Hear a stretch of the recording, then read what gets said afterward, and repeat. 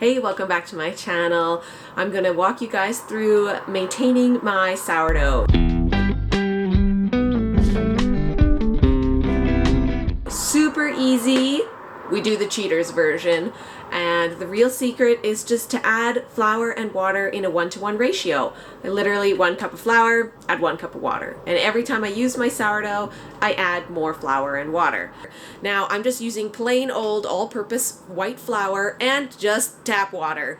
Nothing fancy. I haven't had any issues personally with my sourdough starter. It always activates and my breads are still really active and have risen really well. So I haven't really played a lot with different flours and waters. If I'm gonna add different things, I'm gonna do it when I'm making the dough. Hopefully that helps explain kind of my philosophy on maintaining my sourdough. I'm very much a keep it simple kind of person because with kids and a family and other things going on, I just don't have a lot of time to micromanage this other pet in my life because I have 6 other pets.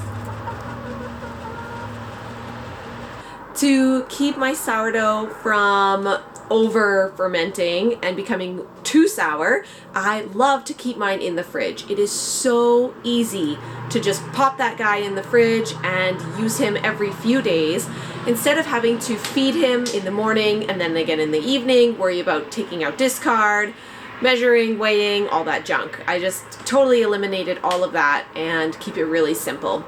We use our sourdough probably once to twice a week, just to give you an idea of how often I'm using it. And when I'm adding flour and water to it, I add anything from 1/4 cup of flour and 1/4 cup of water to 1 full cup of flour and 1 full cup of water. How I determine how much I'm going to add is based on how much sourdough is left at the bottom. So if there isn't very much left, just kind of like a skiff at the very bottom, then I'm typically going to add a whole cup of flour and a whole cup of water. This is what I would call a skiff of sourdough starter. I basically scraped it down to nothing. And if I have quite a bit of starter left, then I'm usually adding just a little bit because I know I need to use that sourdough up. Now, if you're looking for some recipes, I have a few that I have put together. Some of our favorite sourdough recipes, like a sourdough countryside miche, pizza dough. So if you are looking for some recipes, I will link those in the description below. But I also have a sourdough playlist, so feel free to check that out as well.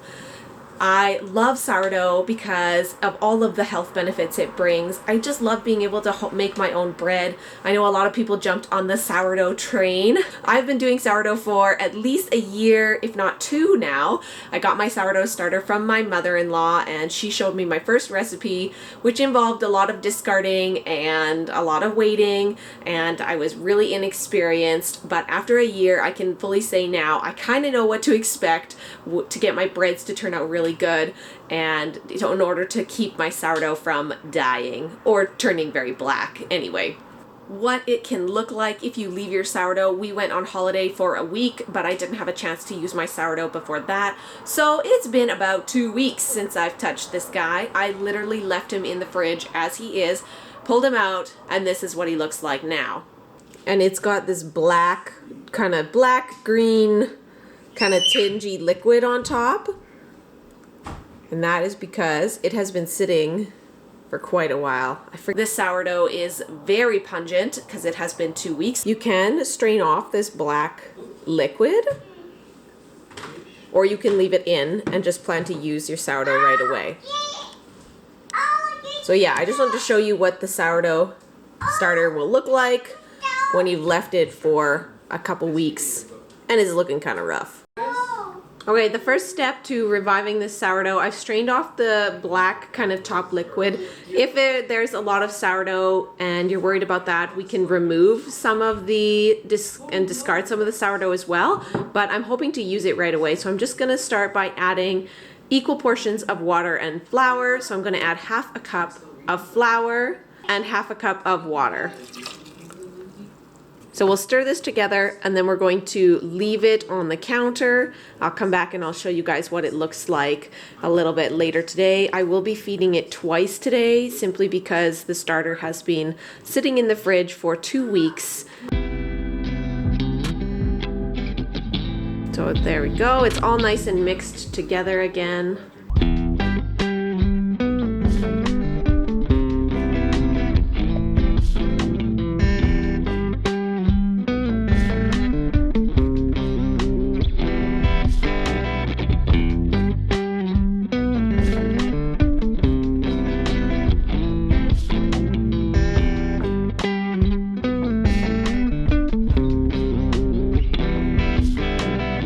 Okay, so this is my sourdough after the day here.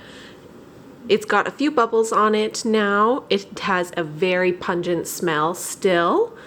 And what I'm going to be doing is adding another half a cup of flour and half a cup of water to this. Now I'm just going to go back to my regular routine, which is adding 1 cup of flour, 1 cup of water, and letting this sit on the counter in order to get nice and bubbly, because I'm going to use it right away. I want my sourdough to be nice and active. So I would say the key to reviving a sourdough when it's been sitting in the fridge for a couple weeks is to have a plan of action. Have some recipes that you're going to make right away with it in order to use up the sourdough that you have on hand and get some fresh stuff in there. The other best tip I want to share with you guys is to have a sticky note on your sourdough starter.